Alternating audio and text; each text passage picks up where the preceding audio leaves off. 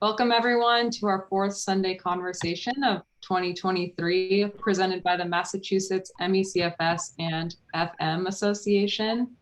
Today's program is titled, What Every Provider Should Know About MECFS and How Their Patients Can Help Them Learn.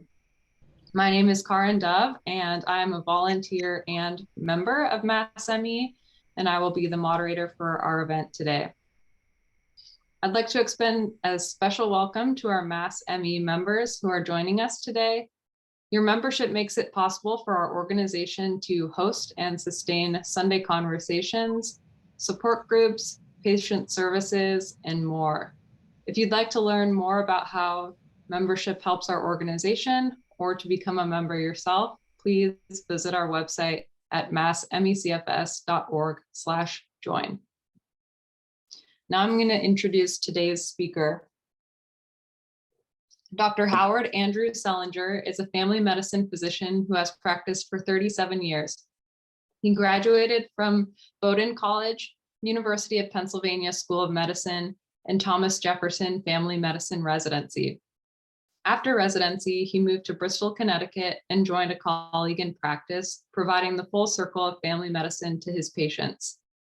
He is now Associate Professor and Clinical Skills Instructor and Chair of the Department of Family Medicine at the Frank H. Netter School of Medicine at Quinnipiac University.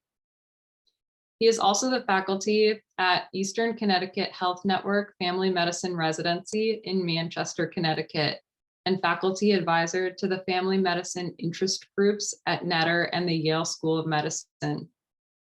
Through the generosity of a benefactor who has lived with MECFS for much of her adult life, the Netter School of Medicine has established curriculum in MECFS in all 4 years, and Dr. Selinger ensures that all residents are educated about MECFS prior to their graduation. Welcome, and thank you for presenting to us today. Can everyone hear me? I hope so. Okay, Karen, okay, good. It's quite something to be able to speak to so many of you sitting in my own home, because I'm old enough to remember when this was not even a remote possibility, but I'm glad you're here and I hope I can impart some useful information. What I'm going to share with you today is a slide presentation, a couple iterations of which we use for our medical students. We also give community presentations, and I just wonder how much I'm speaking to the choir, because many of you may know already everything I'm going to share with you, but I will do my best to make it worthwhile and informative. And then I know I have no plans for the rest of this quiet Sunday, so I'm happy to take questions for as long as the powers that be permit. Before I launch into my slide deck, Karen, the questions that were provided to me earlier, did you want to ask those now? Yeah, or I'm not sure how you wanted to do that. I was thinking we can go through these questions. We have a first set of questions that we can go through, and then I can hand it over to you for your slide presentation. How does that sound? Sounds like a plan. All right, so first, I think I wanted to kick it off by asking, how is it that you became involved with MECFS? Well, I have to be honest and say for 35 years, I knew very little about it, like most family physicians. I think that is the norm, unfortunately, and still to this day. I became involved when I was approached by a lovely woman who struggles with it and is in her 8th decade of life. And we were blessed with an endowment for my chair, and the income from that, and the ask that came along with that endowment was to please develop a curriculum so that students of medicine can hear about this, understand the fundamentals, and enter their clinical careers so that they can build on that knowledge base, and they're not faced with patients struggling with this multidimensional disease when they're already faced with many, many competing demands that exist now in our healthcare system. And what are the most important things about MECFS that you would like every provider to know? I would like them to keep an open mind. I would like them to listen actively to their patients, not to come to premature closure, and understand that this type of struggle that those with this condition and related conditions perhaps experience takes time and needs the support of the healthcare profession. Great. Do you have patients with MECFS in your practice? You know, when I was in private practice, I did not. But since I've become more involved with MECFS, I now have probably 6 to 8 patients of varying ages and both genders. Mhm. And I do my best to shepherd them through the evaluation. And also, I am learning about different opportunities on the East Coast and elsewhere where we can get more information and help them navigate, for example, those who need to apply for Social Security disability. And can you provide a brief outline or describe what the medical education curriculum is like? Those are my first 4 slides or so, so I'll do Okay. that in just a second once we're done. I don't know if you have Okay. any other questions. Um, I think we can ask the other questions then after you've gone through your presentation and cover anything that you haven't gone through in your slides. Very good. I will attempt. Okay, I'm going to try to do this, folks. I'm going to share my screen and let me. There we go. Then let me go up to the top. And hope that I have this right. Okay, can you all see the very first slide that's labeled learning objectives? Is Yes, that I can see visible, that. Karen? I can see that. Okay, that's slide number 1, and I just wanted to share with everyone that we want our medical students to be able to develop the intellectual rigor to apply the evidence that's out there in the literature to know how to access resources when they're researching a medical condition. In other words, how can they trust in their skill set to trust the information, to locate and absorb the information about any medical condition that they choose to better understand. And so those are our recognize the presentation, the history, and some of the predisposing factors that define MECFS, because this is a session for MECFS. We want them to critically appraise what they're reading, and this came into significant focus when there were studies that were published that talked about graded exercise therapy and approaches, and I believe they were published out of England, that really were not a helpful therapeutic approach for patients and have subsequently been redacted and retracted from the literature. And we teach them to approach what they're trying to understand, in this case, MECFS, with an open-ended clinical question. In fact, a week from this Thursday, we're going to be having our first year medical students spend 2 hours hearing from 1 or 2 patients and their families that struggle with the disability. And some of the questions that we want them to pay attention to are, what are the socioeconomic, what are the psychosocial challenges of living with MECFS? What disabilities present and how can they navigate the healthcare system and the legal system to bring to themselves the best quality of life? We want them to understand the terminology of MECFS, post-exertional malaise, cognitive impairment or brain fog. What does it mean to have unrefreshing sleep? What is meant by the term of one's own energy envelope and pacing? Equally important, even in the first year of medical school, where they're really just reviewing normal physiology and how to interact with patients. we still want to introduce to them at the beginning of their medical careers the current treatment options, and limited though they are, and the recommendations for how does one manage the disability. Karen, I think we're going to take questions at the end. Is that right?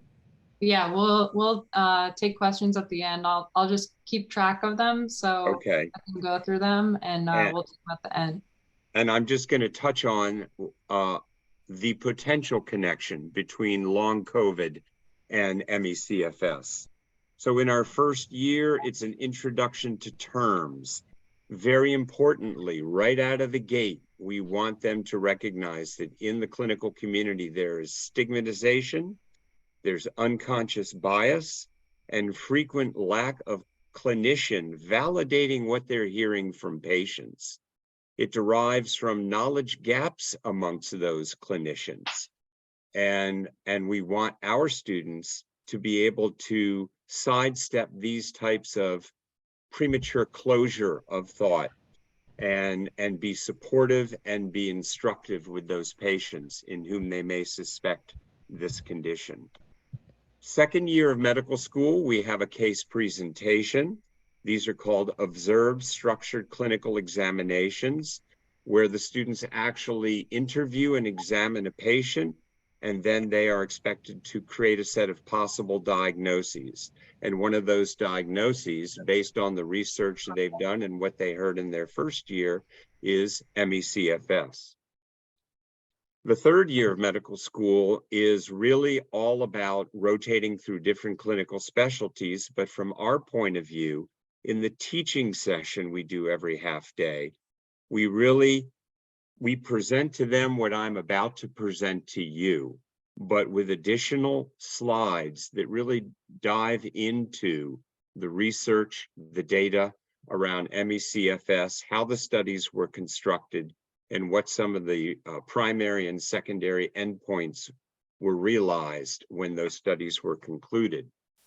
And yet to have happened in our fourth year, which hit right when the pandemic hit, is an opportunity to spend a 4-week clinical elective anywhere in the country at a center of excellence, such as the Bateman Center, which some of you may have heard of in Salt Lake City.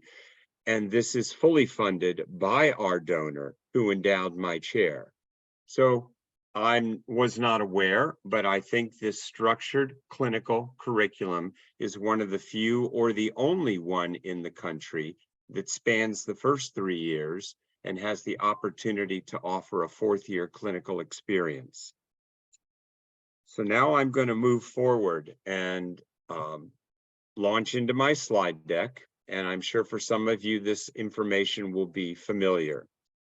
And I love the opening slide, which is a doctor, a clinician, a nurse practitioner needs to be a detective, needs to be open-minded and not roll their eyes and look for an opportunity to move this patient out of their office and put them on what I call the merry-go-round of clinical encounters. That may sound rather pejorative, but unfortunately that happens too often.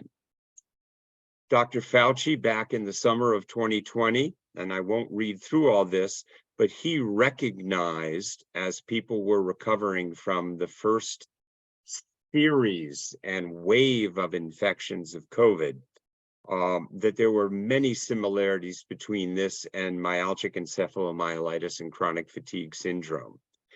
And thought that this needed to be further studied. So he was on board as one of the thought leaders in our country, probably globally, as to the relationship that we now better understand between long COVID sequelae and MECFS.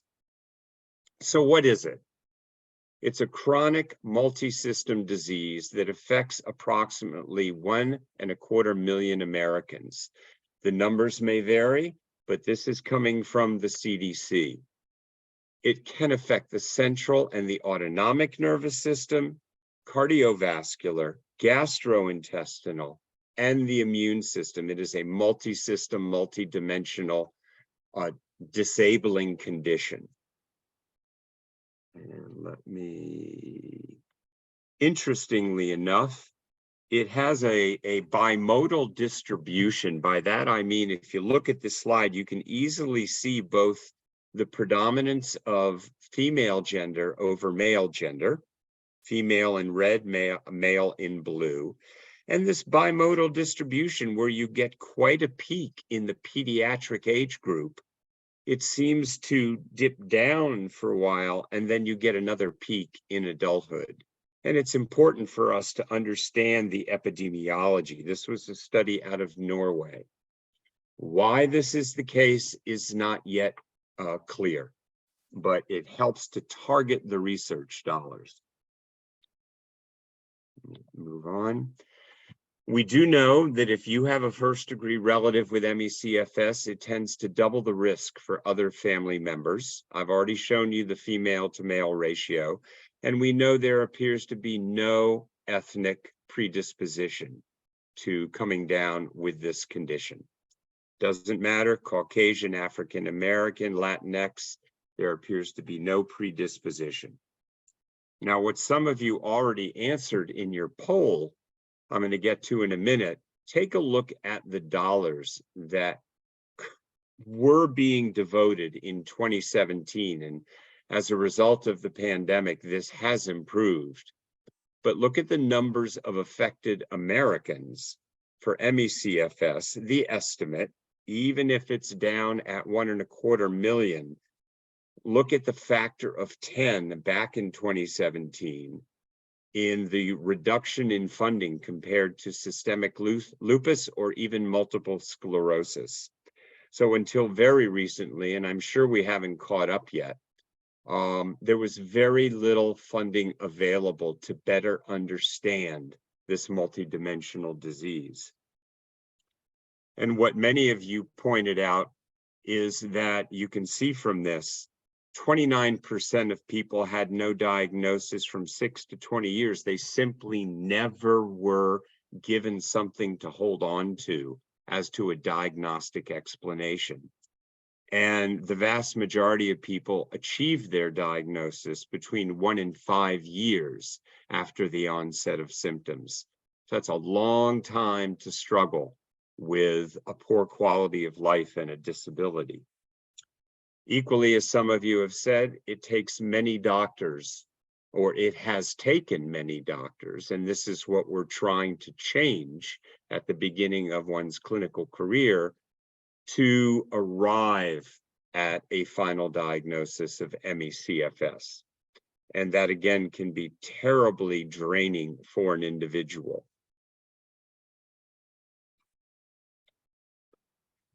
And part of the reason is these are the clinician experiences. They experience or they label their patients as depressed or anxious. Conversion reaction, which means they are converting the emotional to the somatic or the physical. Some believe patients are malingering, or that this is menopausal given the female predominance and the second adult bimodal peak. And there's even some that believe this is what we call Munchausen syndrome, where it is consciously or somewhere between subconsciously and consciously created by the patient, if you can imagine that. So these are all reasons that clinicians come up with to explain what they are hearing from their patients. And we'll get into, and I can share with you why this is. It's a combination of not having experienced it during their training, not having a clear-cut pathophysiologic mechanism that explains the suffering. That is how our medical schools and osteopathic schools teach. So when you don't have an algorithmic pathway to make a clear-cut diagnosis, an X-ray, CAT scan, MRI, blood test, when you have to make it on the basis of clinical criteria, it's very hard for clinicians to wrap their head around that if they haven't heard that at the beginning and throughout their training. And I want to repeat now, many times patients, and I'm sure some of you have heard, just go out and exercise, get some counseling, figure out what intrapsychic conflicts are driving your symptoms. Exercise in a graded way. And that's that graded exercise therapy approach that was published in the medical literature. And you can see none of those are or have been shown to be effective over time. Pacing, yes. Understanding what it means to stay within your energy envelope, yes. And I'll get to post-exertional malaise. So this is from 2015, and I'm going to stare, and this should be what all you already know. People who undergo, or 60 to 80% of people who undergo a viral illness, which most often has been infectious mononucleosis with the Epstein-Barr virus until now, experience a decrease in function. And if they have this decrease in function for more than 6 months, and if they have post-exertional malaise, which is the term we use is a crash, and it can be simply due to pursuing normal activities of daily living, either physically or mentally. And then they are limited in their ability to function for days after, and it may not occur for anywhere from 24 to 72 hours after the physical or mental exertion. And finally, is there unrefreshing sleep? Not that someone is waking up frequently, simply that as far as they know, they slept, but they got no restoration of energy for the next day's activity. And finally, cognitive impairment, commonly referred to as brain fog, and orthostatic intolerance. And I have a few slides about that. If you fall down that line vertically, then your clinician and you should understand that you are likely dealing with MECFS. And perhaps, and it's not clear, now in this day and age, you may also be dealing with sequelae of a previous viral COVID-19 infection. So this is what we try to teach our medical students and our residents. So just to reiterate quickly, a reduction in or impairment in what you could do pre-illness that does not go away for a minimum of 6 months. Fatigue that is absolutely profound, not due to exertion, and not alleviated by rest. Post-exertional malaise, which can result in, as we described, a physical and psychological crash that can linger for days. And finally, the unrefreshing sleep and the cognitive impairment with or without orthostatic intolerance. Go on to the next one. So how do MECFS patients, actually, okay. Data has shown that people with chronic fatigue suffer dramatically more with post-exertional malaise than an equivalent control group. And a lot of these slides derive from 2015.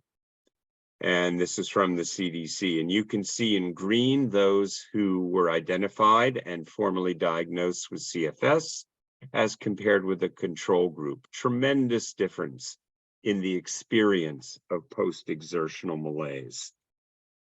I'm going to allow you 30 seconds to just scan some of the comments from patients. I'm going to be quiet and then we'll move on. And this is from the FDA.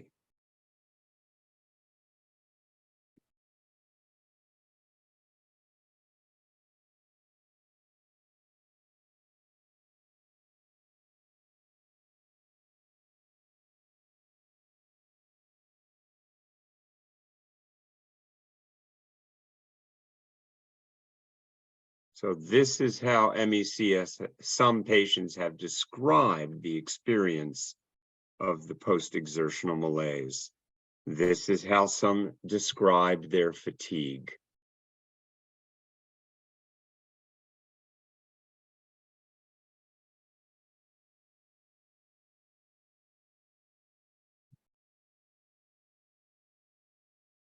I assume that for some of you, this resonates with your own personal experience.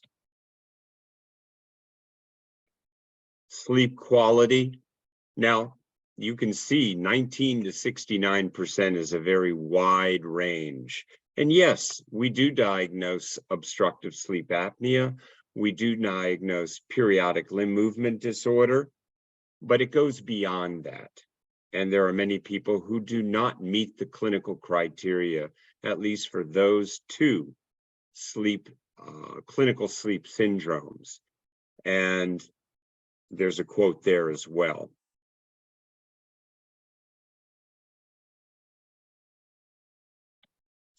Finally, the cognitive dysfunction is quite disabling.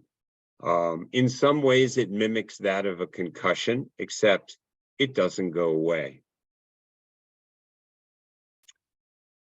And I will digress for a moment here and just say that people who have to stop working, and I have a number of those patients that I see who have no longer been able to work, find it difficult to qualify for disability, to achieve Social Security.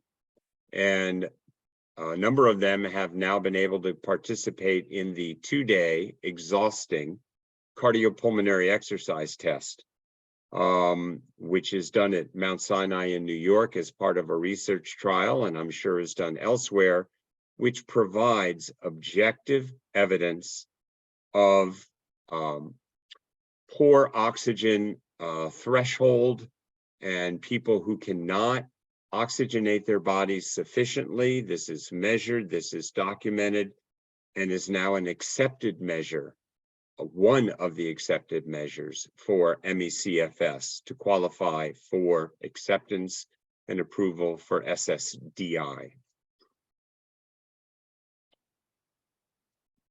Neurocognitively, I'll be quiet for a minute.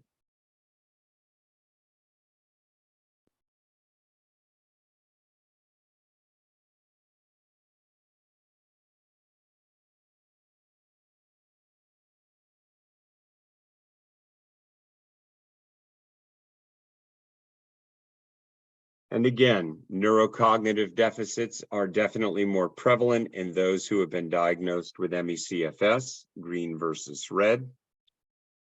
And pain. We have a number of people, I'm not convinced it's the majority, but a number of people who experience muscle pain, headaches, dramatically more than the control groups, and some who have comorbid conditions of fibromyalgia, which is another debilitating condition that has no diagnostic proof and relies on clinical criteria and the exclusion of other etiologies or causes to arrive at that diagnosis.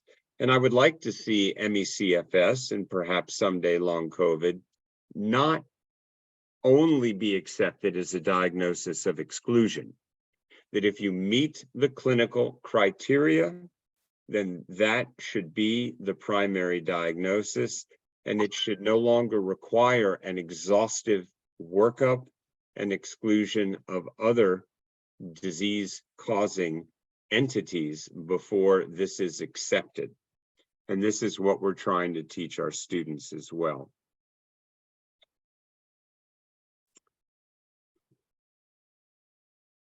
The description of pain.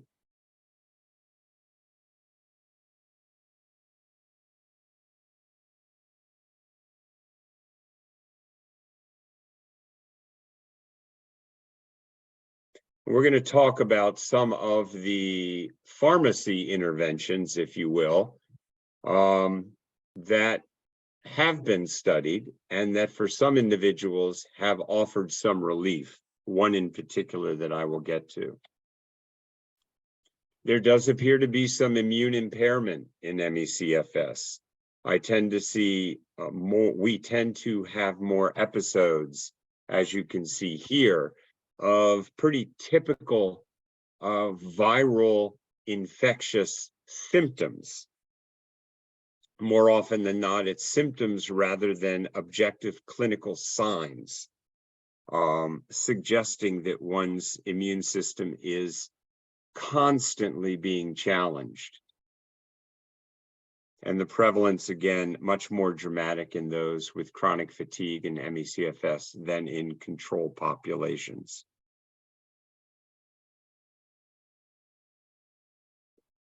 Going to move to another comment. You saw the bimodal curve.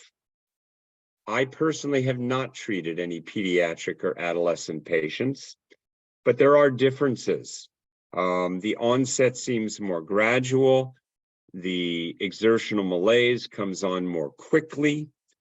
On the flip side, there seems to be more rapid resolution in the pediatric and adolescent population.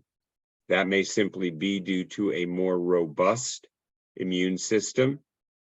And it's not clear, but these clinical presentations have been noted between adult onset and pediatric onset, but it's definitely a condition which presents in children and adolescents.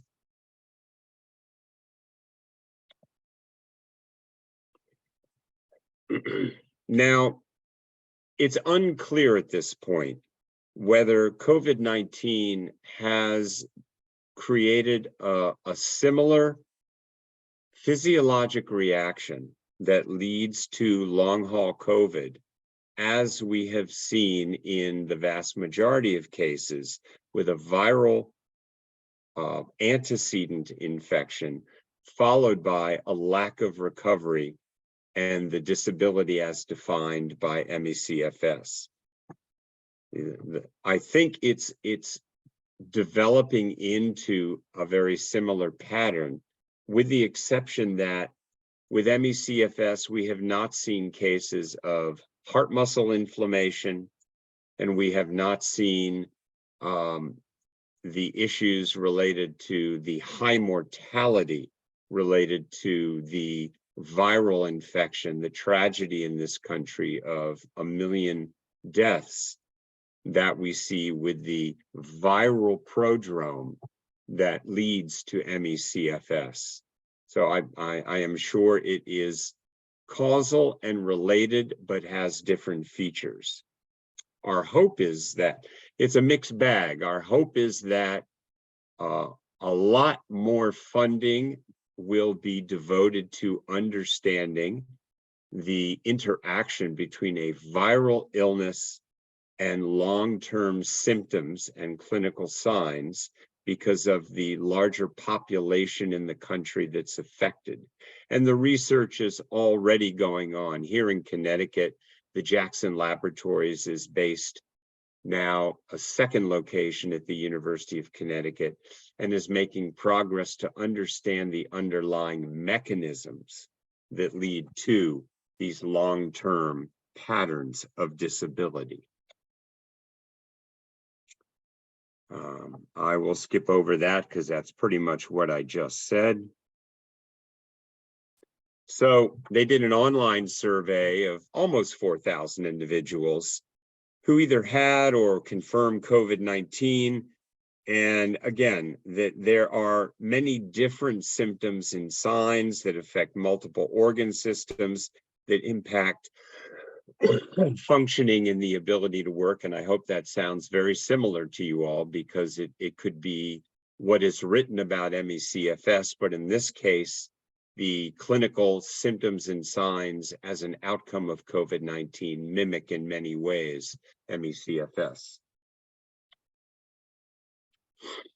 As I said earlier, post-exertional malaise is probably one of the most predominant hallmark clinical presentations.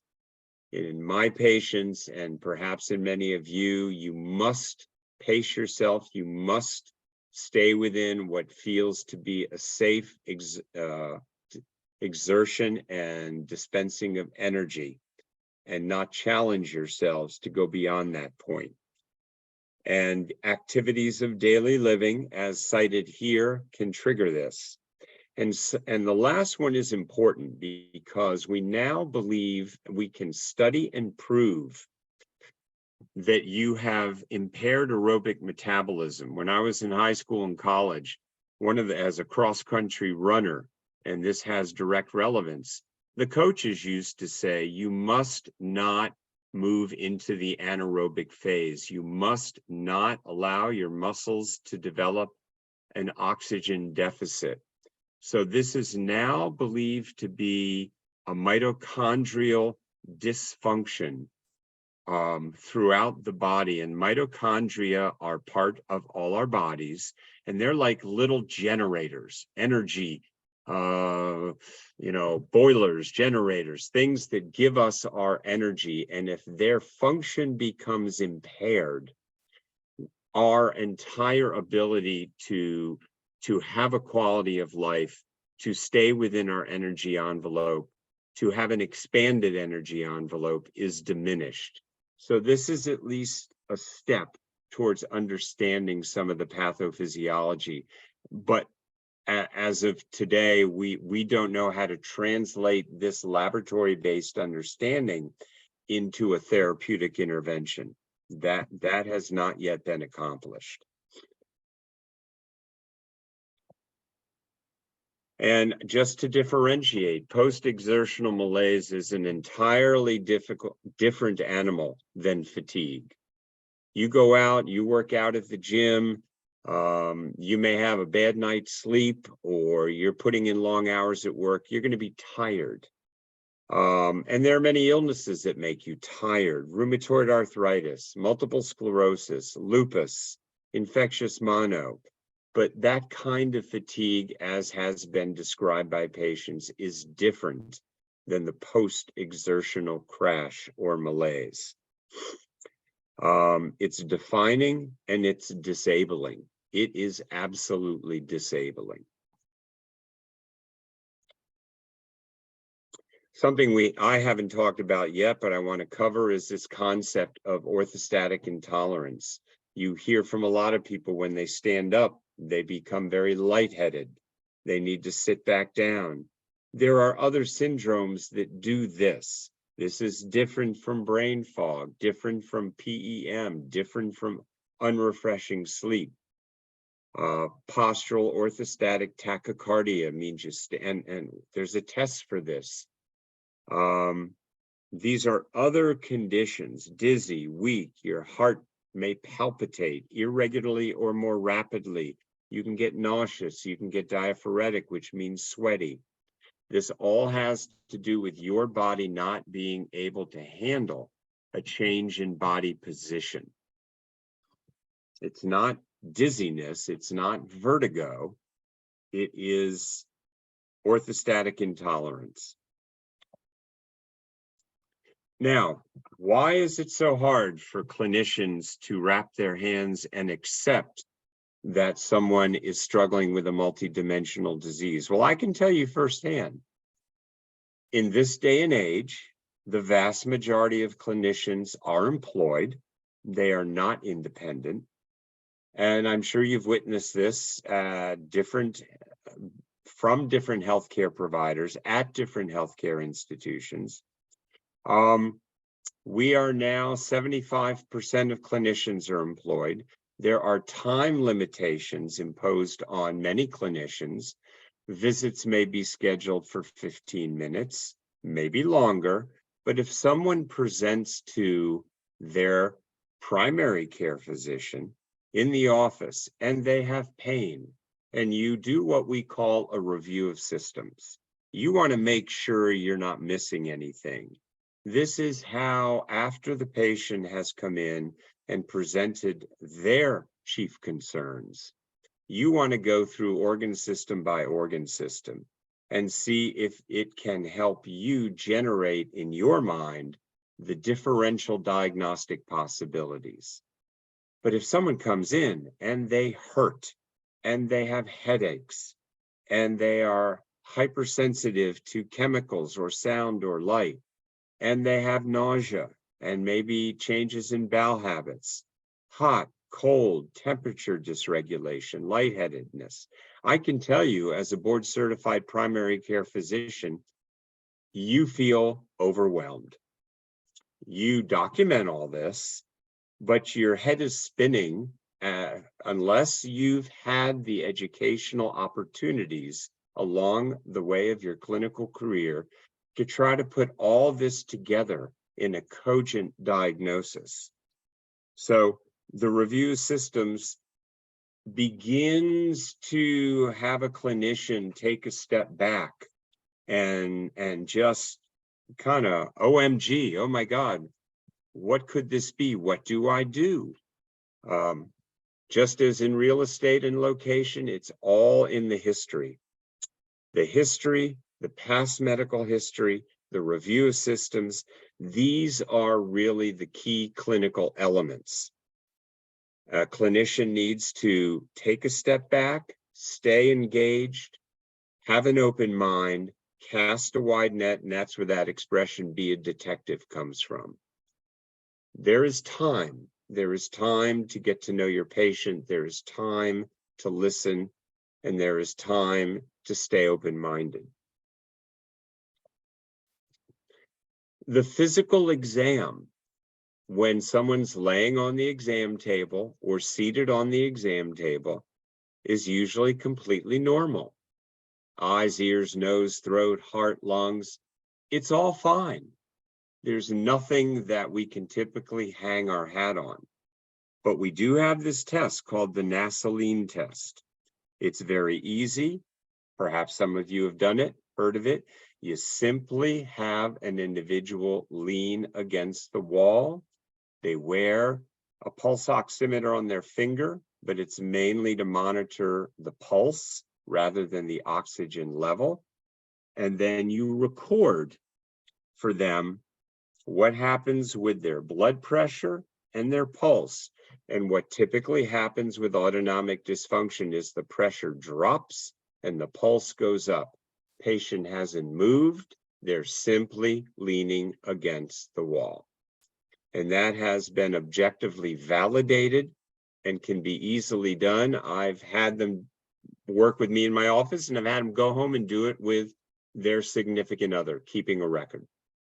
So the Nasaline test is a very important, simple, safe, cheap, and can be done as one component of approaching a diagnosis. And again, that's orthostatic intolerance. We don't understand exactly how it's generated, but when it's abnormal, it's a bona fide clinical criteria. Testing. In the Western world of medicine, it's still necessary in this day and age to exclude conditions that could relate to some of the clinical concerns identified in the review systems. So antibody levels are checked to make sure we're not dealing with some sort of antibody deficiency that led to the infection and that creates some of the infectious immunologic symptoms that I presented earlier. Checking for viral exposure, it's done, but it doesn't help much because most of us have been exposed to Epstein-Barr, cytomegalovirus.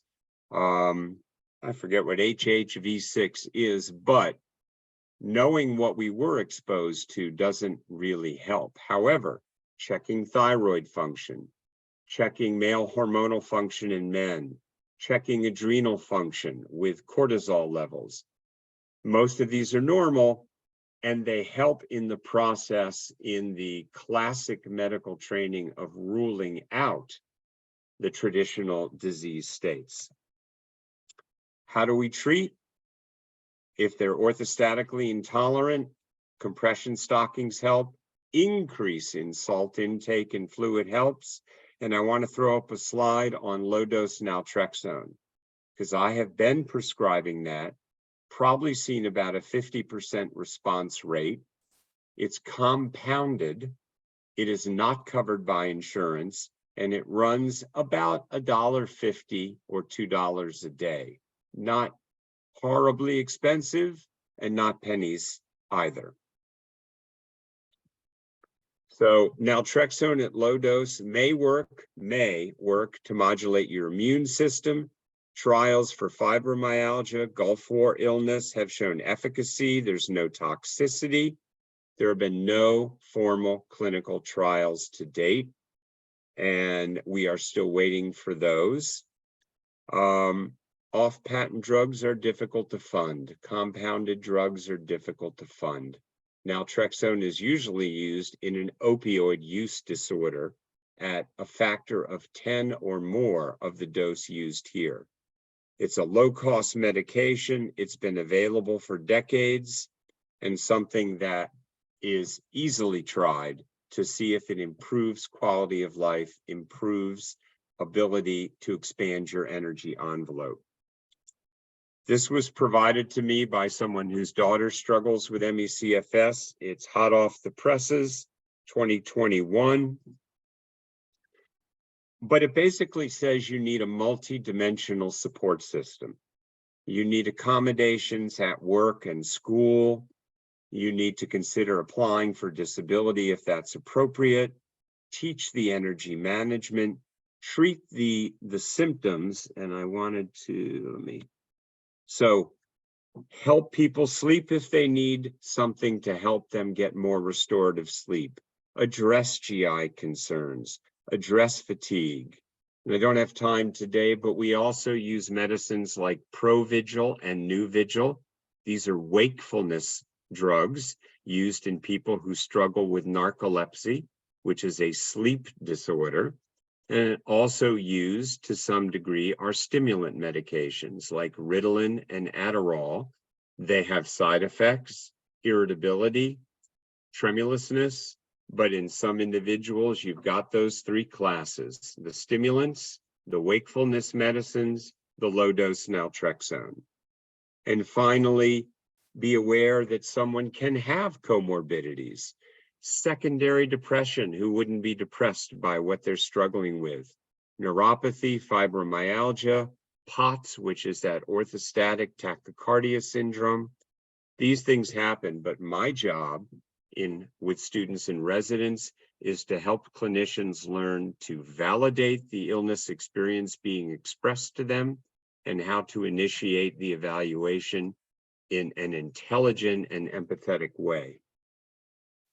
And this is an account of a long-haul COVID patient. I'll give you a minute to read it.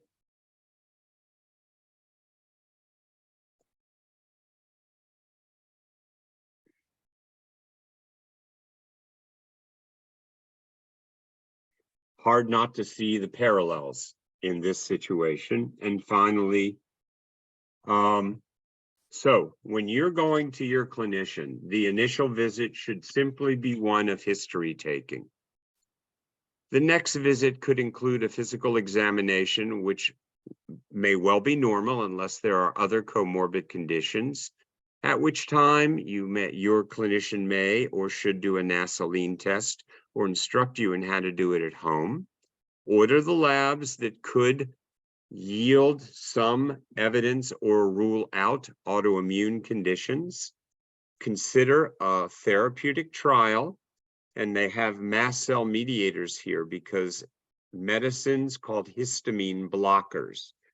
Those are Claritin, Allegra, blocking on the last one, Zyrtec, as well as histamine 2 blockers, which are Pepcid or Tagamet. There are some research studies that suggest these inexpensive trials are reasonable. And hopefully your clinician and you can recognize this as described here: multi-organ, progressive syndrome, chronic inflammation, immune activation. Phenotype simply means someone who has those clinical symptoms that match the MECFS criteria. And then mitochondrial dysfunction, And I'm not so sure about what fragile connective tissue is, what it means by that. I wanted to end this and ask for your indulgence. I'm going to stop the share, and I want you to watch 3 minutes of this video because I think it will resonate with you. Hope you can hear it. Oh, there's no audio. Oh, well, I'm so sorry. I'm assuming no one can hear anything. I can't hear anything, but maybe if No. you can put the link in the chat, then people can watch it on their own later. There you go. Let's start it again. That was my error. Here we go. I'm still not able to hear it. You don't hear anything? Mm-mm. Okay. I will put the link in the chat, folks. I'm very sorry about that. This is a 3-minute scene from Golden Girls, which I think will resonate with all of you. And I will stop and allow time for some questions, comments, whatever you would like. Okay. I think we can go to some questions now. First of all, I just wanted to thank you again for sharing all that information with us. I would be really curious to know what the reception has been to this curriculum, maybe by fellow physicians or some of these students who are seeing this material for the first time. The students are very grateful. And the physicians, let me just pull out of this for a minute. Mm-hmm. It depends on, bear with me a second, I'm trying to get out of that. Okay. I'm sorry, folks. I'm just trying to get back in. Okay. The students have been receptive and open-minded, but you have to remember these are new medical students in the first year. What resonates most for them are live patient experiences as expressed to them, because they're not going to doubt what they hear from people who are either zooming in, as has been the case these last 3 years, and describing their struggles. And I did have one of a physician who described his struggle, but that for now, we cannot locate that on the internet. The residents are also extremely receptive because they have yet to be launched into their clinical careers, and they're anxious to learn everything they can learn, so they're not surprised by what they see.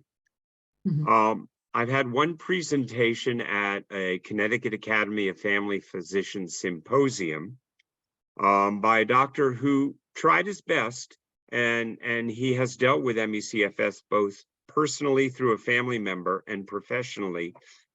But I think it's easy to get lost in the data. And if you present to colleagues and get lost in the data, they lose interest and they kind of turn off. So I think it's critical that it get presented and presented repeatedly, first year, second year, third year, residency. And it doesn't take long. These are 1 to 2 hour blocks of time in each of those years. Mm-hmm. I think that's necessary to allow for open-mindedness and flexibility once a clinician is out in practice and dealing with the many pressures and other competing demands that they have. Thanks. And following up on that, are there training opportunities for physicians that are not going to Quinnipiac? So how would other medical students learn about this, or physicians who are in the field already? Are there ways, or does that still need to be developed? Well, I've been working with the CDC. They have clinical modules at the medical student and residency level, specifically to teach students to be conscious and aware of this condition. But it does require curriculum committees at the various medical schools, less so the residencies. There's more flexibility. It requires the curriculum committees to consider it to be important enough to carve out a space for this level of education in their foundations of medicine, or in their narrative sessions, or even in one of their third-year clinical rotations.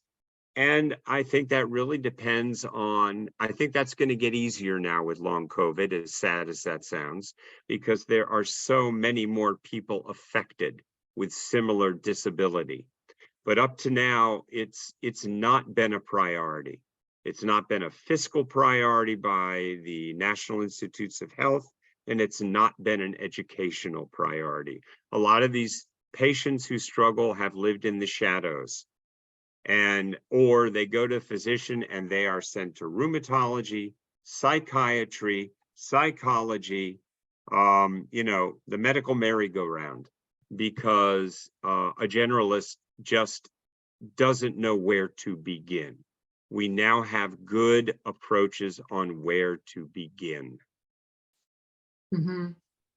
So following up on that, how much are you going to be treating patients in family practice versus referring them to specialists? Or Well, I guess when would you refer and when would you treat in your own? Until long COVID hit, the problem was there weren't many specialists.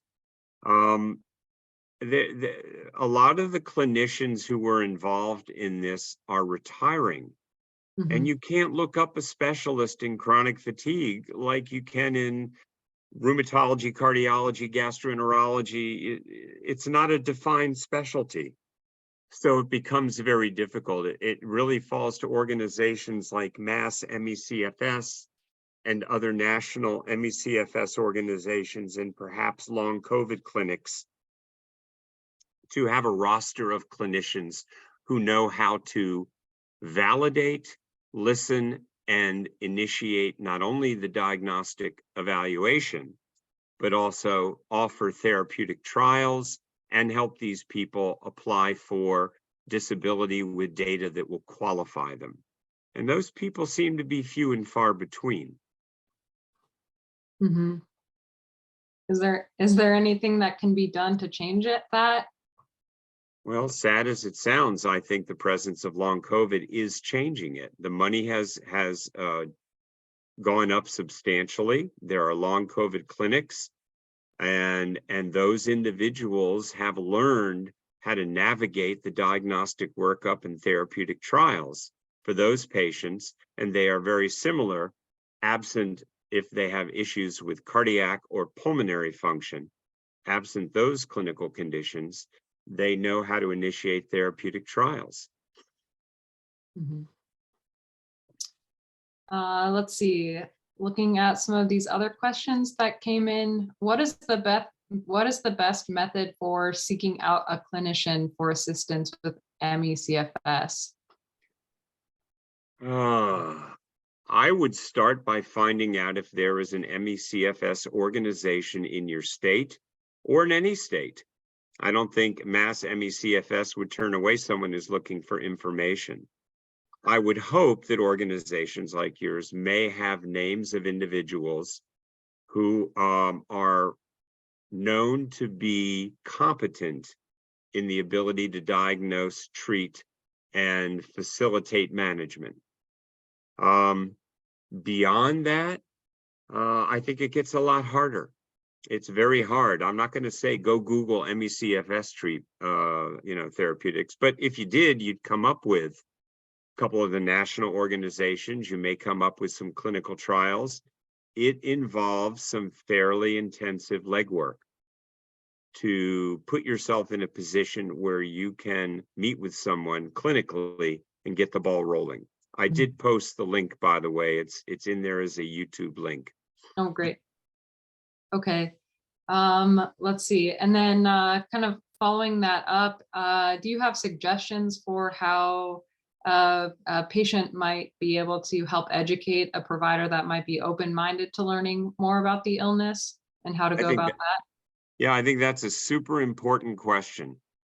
I think if you, for example, I think the Mass MECFS, I'm going to provide them with the Canadian consensus criteria, which is a respectable organization.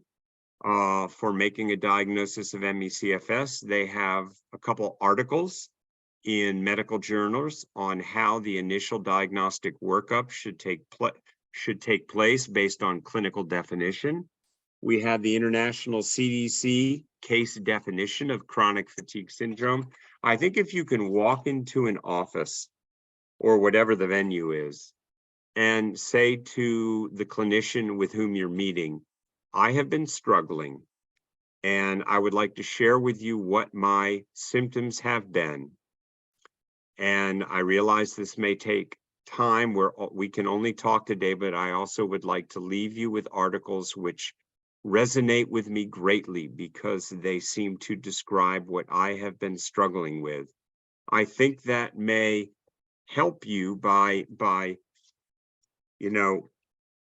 working in a way that clinicians were trained to operate in, working in that same world, evidence, articles, respectful discourse, and hopefully that clinician will pursue active listening and validate what you're sharing. That would be my advice.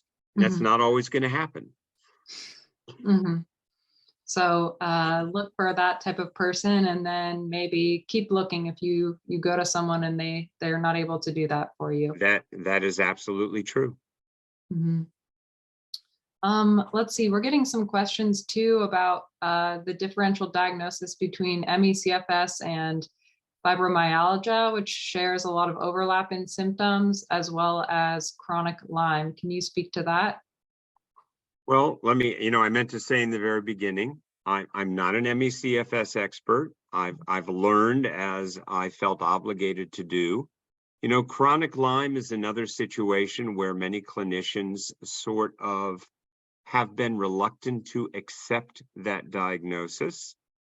I don't know what the current clinical criteria are. We certainly know Lyme can affect your articular system, your nervous system, your energy level, and the treatment can require extended periods of antibiotics. Fibromyalgia does not have, at least Lyme has or might have, some blood testing and serologic testing that can validate that there was an infection, perhaps even the time frame of that infection, depending on antibody levels. Fibromyalgia has none of that to my knowledge. That is very similar in that the diagnostic conclusion is clinical only. How many trigger points exist? How long have the symptoms existed?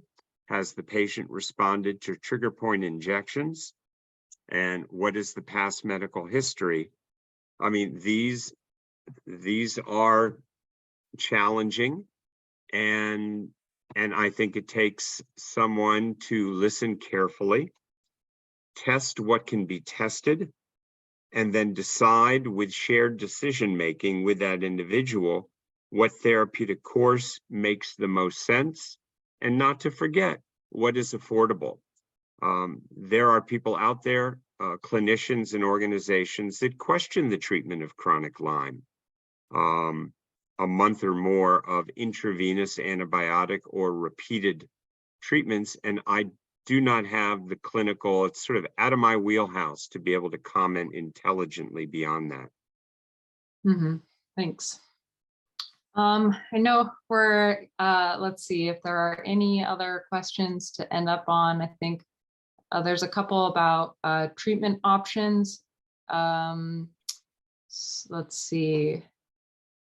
That would be the low-dose naltrexone, compounded, wakefulness medication, stimulant medication, and then treatment of the related conditions as a result of struggling with CFS, or people who have, as I alluded to, sleep disturbance, help them with that. Muscle aches, try to help them with that. Autonomic dysfunction, salt fluids, compression stockings. That's the general approach to try to mitigate some associated symptoms. And in your approach, just out of curiosity, would you typically try these things kind of one at a time so you know what's working and what's not, or would you try a couple things at once just to try to get something that's making the patient a little bit better? I will try 2 therapeutic interventions. I might not try 2 drugs, because if there's a side effect, you're not going to know what's causing what. But will I tell someone to carefully increase their salt intake, wear compression stockings, and if they struggle with fatigue, give them a 14 to 30-day trial of low-dose naltrexone? Yes, that is safe and poses no risk. Mhm. And I think we're kind of wrapping up on the questions. So I would say, do you have any advice or thoughts on what patients can be hopeful for in the future, as far as either, treatments that are coming their way, or maybe clinicians becoming more aware of this illness in their patients? I know for a fact that people do recover from chronic fatigue syndrome. They do recover from long COVID. I'm hopeful that sadly, though many more people struggle with long COVID, we will have more resources deployed. Will we have a specific test? I kind of doubt it. Will we have a single specific drug or class of drug? I have no crystal ball. I hope, can we reverse mitochondrial dysfunction as a result of an inflammatory reaction and a viral infection? To be determined. Mhm. Well, thank you so much for coming today. And I'm really appreciative of all this information that you were able to share with the group. And there's a lot of people saying thank you for coming today in the chat as well. So just wanted to share that with you. Happy to help, and I think everyone would enjoy watching the 3-minute video of Maude in Golden Girls, if you can pull it up. We'll make sure that goes out when we send out the recording. So if people don't see it in the chat, they'll be able to watch it afterwards. So thank you for that. All right. Then I will say goodbye. All right. Thank you so much. So just as a reminder, the recording of this session is going to be available after this session. So anyone who missed any of the end or had to leave early, they'll be able to find it on our YouTube channel as soon as we can, and you will get an email when the recording is up. So please feel free to watch that and share with your family and friends on social media. All right, now just to give you a taste of what's to come next month. We are going to have our next Sunday conversation on May 21st. So that's the 3rd Sunday of the month at 4 p.m. Eastern time. And the topic is going to be using wearable technology to measure and manage long COVID and MECFS, presented by Harry Leeming, who is the co-creator of the Visible app. On a final note, if you have found this program worthwhile, there are a few ways you can help. You can make a donation to help support this series by donating online at this website posted below. And on the same page, you can sign up for the Mass ME newsletter. And if you donate $25 or more and check the option for become a member, that will establish your membership or renew it, and you'll be invited to our members only programs. So I'll just thank everyone again for coming, and we hope to see you again next month.